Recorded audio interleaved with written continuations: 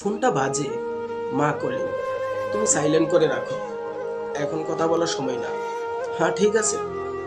একদিন এই ফোনেও লেখা থাকবে, মা শেষবার কল করেছিলেন 7 দিন আগে। তখন তুমি চাইলেও কথা বলতে পারবে না। বাড়ির কোনায় বসে থাকা বৃদ্ধ বাবাটা এখন নিঃশব্দ, হাসিও না, কাঁদেও না, শুধু চুপ করে তোমার ছোটবেলার ছবি দেখে আর ভাবে, এই ছেলেটাই কি সেই ছোট্ট বাবু ছিল। মা বাবা, এই দুটো শব্দে লুকিয়ে আছে পুরো পৃথিবী, যাদের ভালোবাসা শর্ত দেয় না, বদলায় না, আর কখনো শেষও হয় না। যখন তুমি ছোট ছিলে, মা রাতভর জেগে থেকে তোমার জ্বরের শরীর বুকে আগলে রেখেছে।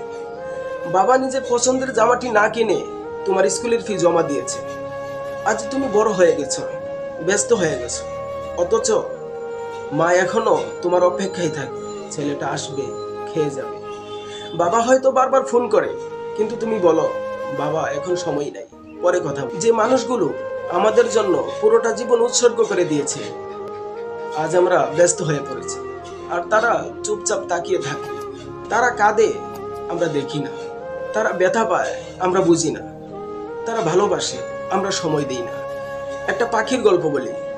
মায়ের আত্মত্যাগ বোঝাতে বিখ্যাত একটা পাখির গল্প আছে। বলা হয়, পেলিকান নামে এক পাখি যখন তাদের খাবার থাকে না, তখন মায়ের বুক চিরে বাচ্চাদের রক্ত খাওয়ায়।